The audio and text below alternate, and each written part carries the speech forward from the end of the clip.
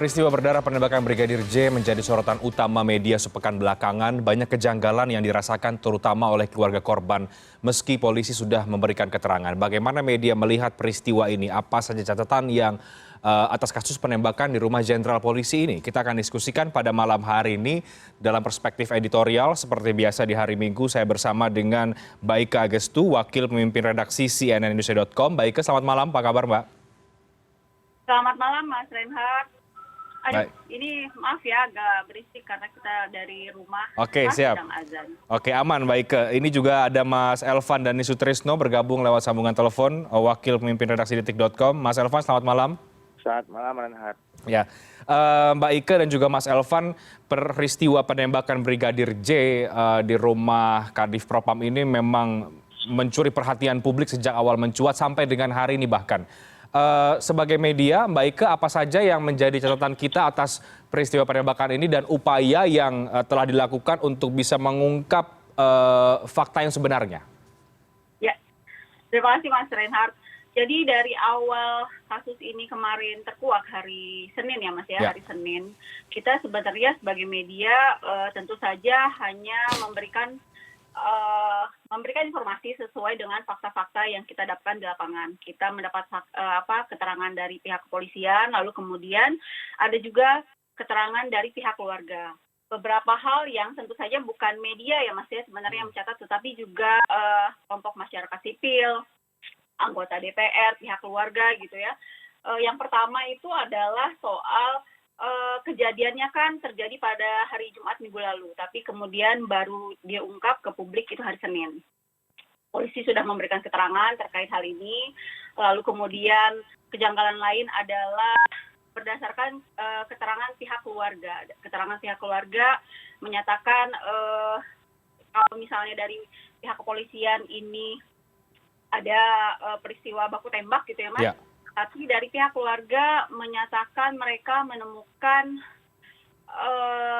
bekas luka sayatan, lalu kemudian dua jari yang putus gitu ya.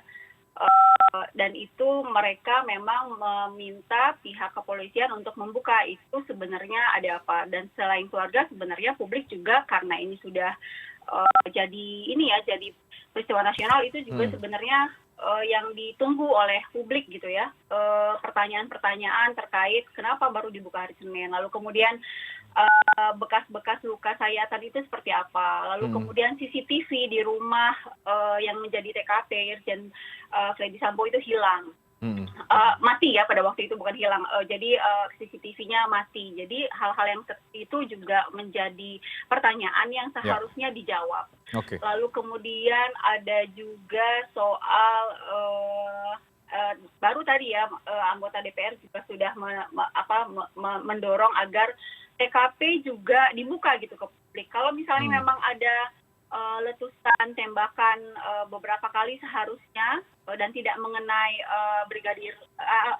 tidak mengenai pelaku ya Mas ya, itu seharusnya mungkin mengenai tembok atau kaca gitu ya, itu yang seharusnya juga dibuka ke publik. Sampai saat ini itu belum dibuka oleh kepolisian. Jadi beberapa catatan kejanggalan itu yang sebenarnya ditunggu oleh publik media untuk dibuka gitu supaya kasusnya terang. Oke, gitu, Mas. Baik. Jadi mendorong untuk membuka hal-hal yang memang publik perlu tahu untuk transparansi. Tapi Mbak Ike, yang kita tahu sekarang juga cukup cepat merespon saat itu Kapolri membentuk tim gabungan. Satu sisi apakah ini bisa kita apresiasi, tapi di sisi yang lain apakah harapan bahwa tim gabungan ini bisa bekerja transparan itu cukup besar, Mbak Ike? Ya, tentu saja. Kita juga, saya pikir ya itu salah satu hal yang harus diapresiasi gitu ya. Pak Kapolri langsung minta dibentuknya tim khusus.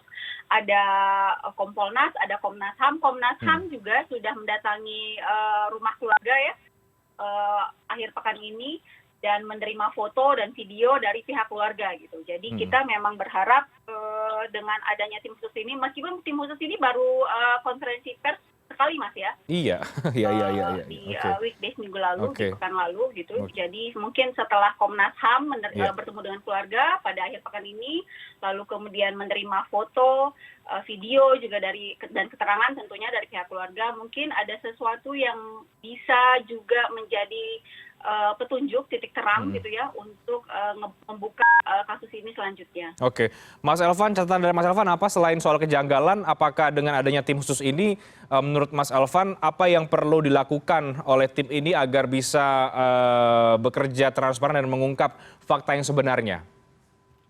Oke, Reinhardt, mengutip kalimat Mahfud MD ya, Menko Polhukam, jangan sampai gara-gara melindungi satu tikus rumah dibakar. Saya kira itu sebuah pernyataan yang sangat keras disampaikan Menko Polhukam Mahfud sebagai mewakili negara tentunya. Mhm, Karena memang kasus ini sudah menjadi atensi daripada Presiden Jokowi. mhm. Artinya bagus gitu, Kapolri sudah membentuk tim gitu kan, ada 4 jenderal lagi di dalamnya kan, dipimpin oleh Wakapolri. Tapi saya kira poinnya adalah langkah cepat tuh bagus, tapi poin berikutnya adalah kecepatannya gitu.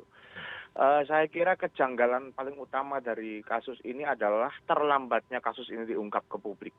Ya ada sekitar 2 hari, baru di Ya, hari ketiga baru setelah itu diungkap.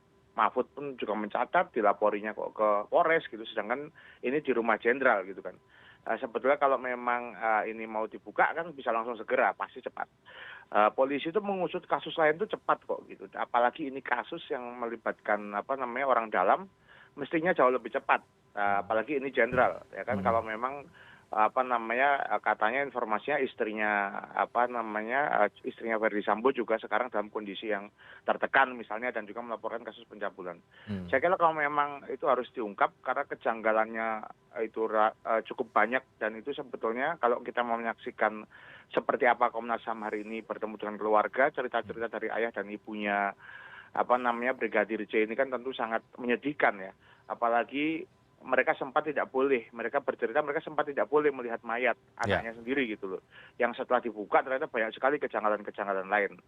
Nah, tentu bahwa di TKP juga tadi ada Trimedia Panjaitan minta untuk diungkap, saya kira itu clear harus diungkap. Karena memang CCTV-nya juga nggak ada gitu. Jadi Mhm, CCTV ini adalah bukti kunci dan dinyatakan diganti. mhm. Hanya dalam waktu beberapa saat, beberapa hari mungkin ya sebelum insiden ini. Dan itu saya kira perlu langkah cepat. Saya malah mengapresiasi Komnas HAM gitu, Mhm. bergerak sangat cepat gitu dan mereka akan segera akan mengklarifikasi, meminta penjelasan lah ya dari Verdi Sambo dan juga istri. Nah, Oke. kondisi istri kan sekarang dilaporkan masih agak trauma misalnya. Saya kira Mhm, Komnas HAM bergerak cepat mhm. dan jangan sampai tim yang dibikin oleh Kapolri ini yang diketuai Kapolri itu kalah cepat Mhm. gitu. Jadi Kapolri kan melibatkan Komnas HAM dan juga Kompolnas. Jadi harusnya mereka bisa paralel kerja cepat sehingga ini bisa segera terungkap. Kalau Oke. tidak, ya citra polisi dengan presisi yang sedang naik gitu kan ya, itu tentu akan menjadi pertanyaan. Pertaruhan Jadi juga ya? Oke. pertaruhan. Saya kira Mhm, Kapolri presisi kan. Kalau mhm. presisi maka buktikan secepatnya. Begitu Oke, Renhat. Mas Elvan, ada hambatan yang dinilai oleh sejumlah kelompok masyarakat sipil ya, yang juga menyoroti kasus ini adalah soal relasi kuasa yang melibatkan jenderal polisi dalam kasus ini. Oke, ada dua kelompok, ada dua pihak di luar eksternal kepolisian, ada Kompolnas dan juga Komnas HAM, tapi juga ada tim khusus yang dibuat. Menurut Anda relasi kuasa ini seberapa besar bisa berpengaruh menghambat atau nanti ujungnya tidak sesuai dengan apa yang diharapkan, bisa membongkar kasus ini benar-benar secara transparan? Saya kira kalau kasus ini mestinya akan dibongkar dengan secara setransparan mungkin ya. Karena ini sudah jadi perhatian publik dan sekali lagi ingat loh, presisi itu bukan cuma jargon ya. Itu akan dipertanyakan oleh publik kalau sampai ini tidak terungkap. Dan saya kira Kapolri dengan membentuk tim khusus diketuai Wakapolri itu menunjukkan bahwa relasi kuasa itu sekuat mungkin akan dihantam gitu, akan dibantah gitu dan betul-betul dikelirkan bahwa pangkat yang dimiliki oleh Verdi Sambo itu juga tidak membuat kemudian gentar dari Mabes Polri gitu. Hmm. Memang dalam diskusi kemarin kebetulan kami sempat bertemu dengan beberapa dengan Kadif Humas Mabes Polri ya, kita diskusi dan beliau menyatakan bahwa ini memang kasusnya personal sebetulnya gitu. Hmm. Jadi sebetulnya ini tidak boleh sampai kemudian merugikan institusi. Nah, memang pertanyaannya adalah kenapa kok lama? Ya kan, Iya, misalnya iya. beberapa anggota dewan mempertanyakan kenapa kok belum dinonaktifkan. Hmm. Ya kan, meskipun beberapa juga menyatakan bahwa apa dasar menonaktifkan. Menonaktifkan itu kan tidak menurunkan pangkat sebetulnya kan. Itu kan karena dalam posisi sekarang ini rumahnya sedang jadi olah TKP, istrinya sedang situasi kayak gini, banyak kejanggalan, banyak laporan. Saya kira untuk melindungi nama baik Polri mungkin ada baiknya juga gitu loh. Setidaknya ketika mulai pemeriksaan atau klarifikasi itu seperti yang tadi Renhat sampaikan, tidak ada relasi kuasa begitu kan. Saya kira di sini tantangannya gitu. Jadi polisi harus membuktikan. Kalau saya menduga mungkin dalam minggu-minggu ini, karena memang kalau minggu kemarin mungkin masih perlu banyak ini ya. Minggu-minggu ini mungkin akan ada pengumuman penting dari Mabes Polri, dari Kapolri mungkin hasil daripada tim khusus yang diketuai oleh Wakapolri ini. Saya kira Mabes meskipun akan mematahkan relasi kuasa, tapi mereka juga mencoba untuk seperti pengen cantik gitu loh. Jadi tidak bat-bat tapi pengen cantik, tapi goalsnya saya rasa harusnya mestinya bisa menjawab keresahan masyarakat Renhat. Oke, Mbak Ika, seberapa penting usulan penonaktifan Kadif Propam dalam hal ini agar penanganan kasus bisa berjalan objektif dan juga terukur? Apakah memang ini perlu untuk dilakukan? Iya, tentu saja ya Mas, karena ini biar posisi posisi Pak Freddy Sambo itu jadi biar terlepas dulu gitu ya, karena dia mengepalai Propam gitu. Jadi agar kasus ini bisa terang gitu ya, bisa lepas dari kepentingan gitu ya, politik kepentingannya. Itu tentu saja desakan untuk menonaktifkan posisi dia sebagai Kadif Propam penting gitu untuk Polri. Sekali lagi tadi seperti yang juga disebut sama Elvan dan kemarin bahkan Pak Mahfud ya juga sudah menyarankan kasus ini itu penting karena dalam 1,5 tahun terakhir kepolisian di bawah Pak Listio Sigit itu kan sedang membangun persepsi publik yang positif ya. Jadi kasus ini jangan sampai menurunkan wibawa Polri, usaha Polri yang ingin mendapatkan persepsi publik yang positif itu malah anjlok lagi gitu. Oke, dan sekarang kita lihat Komnas HAM juga bergerak di luar memang dilibatkan dalam tim khusus, tapi juga bergerak secara sendiri. Tadi kita dengar Komisioner Komnas HAM, Cana mengatakan secara prinsipil memang ingin ini segera cepat terungkap. Tapi seringkali dalam kasus-kasus seperti ini, apalagi yang melibatkan para petinggi begitu ya, ini seringkali ada sejumlah hambatan yang membuat ini bisa berlangsung lama. Bagaimana kemudian kita menaruh harapan terhadap Komnas HAM sebagai lembaga independen untuk bisa mengungkap kasus ini, Mbak Ika? Sekarang intinya kita sebenarnya berharap untuk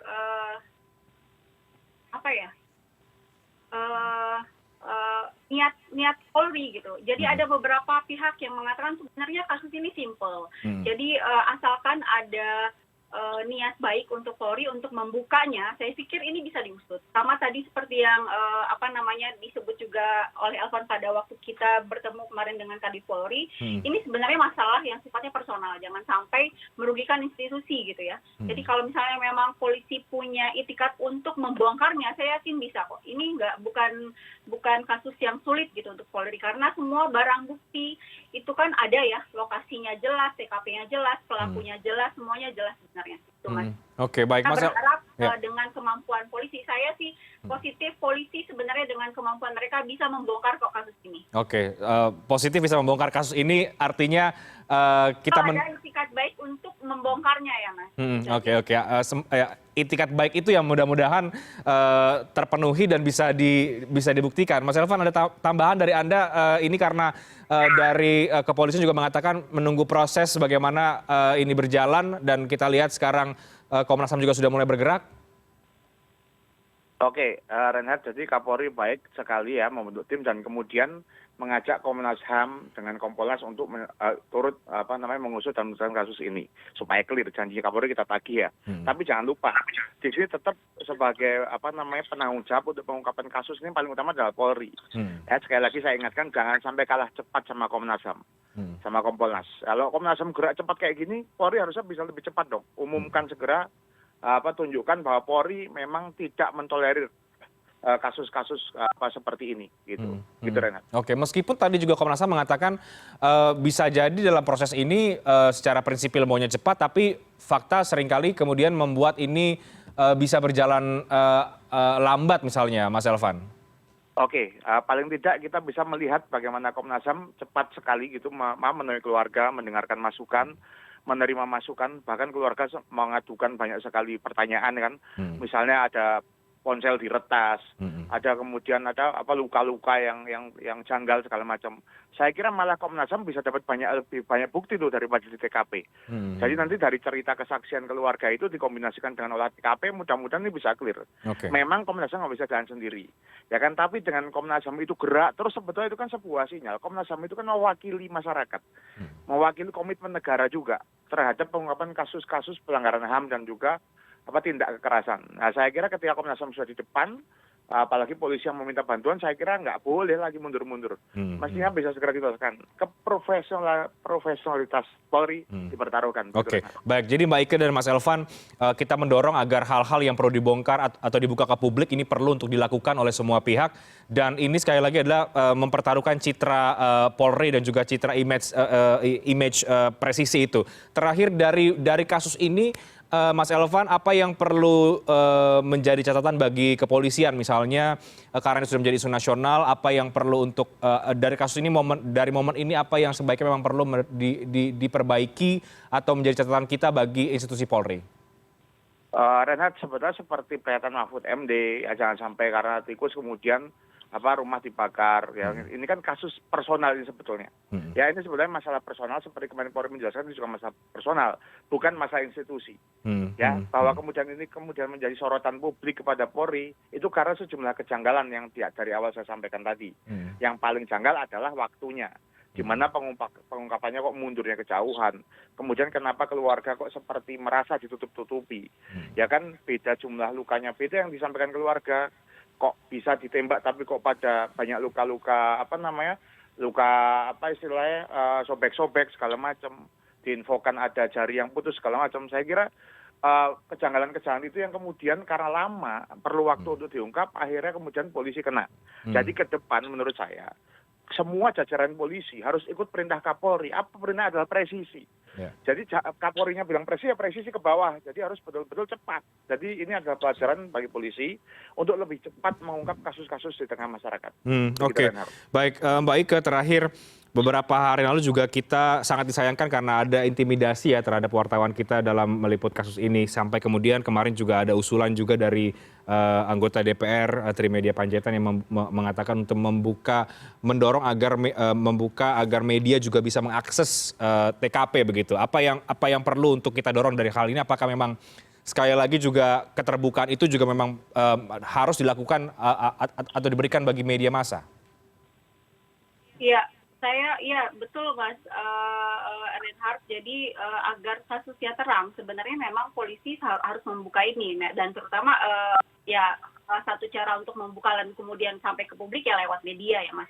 Bukan sebenarnya ke medianya, tapi media kan sebagai mediumnya gitu ya, agar keterbukaan ini sampai ke publik gitu ya. Jadi ya memang seharusnya semua bukti-bukti, semua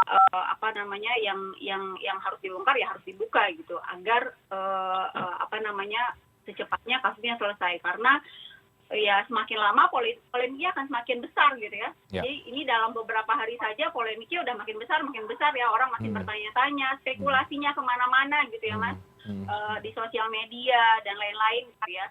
Dan semakin ini lama, maka spekulasi itu akan semakin berkembang gitu. Jadi harus dibuka seterang-terangnya lah, dan cepat-cepatnya. Oke, dibuka secepatnya, ya, dan seterang-terangnya. Itu yang menjadi highlight kita pada malam hari ini pada kasus menyingkap kabut penembakan Brigadir J.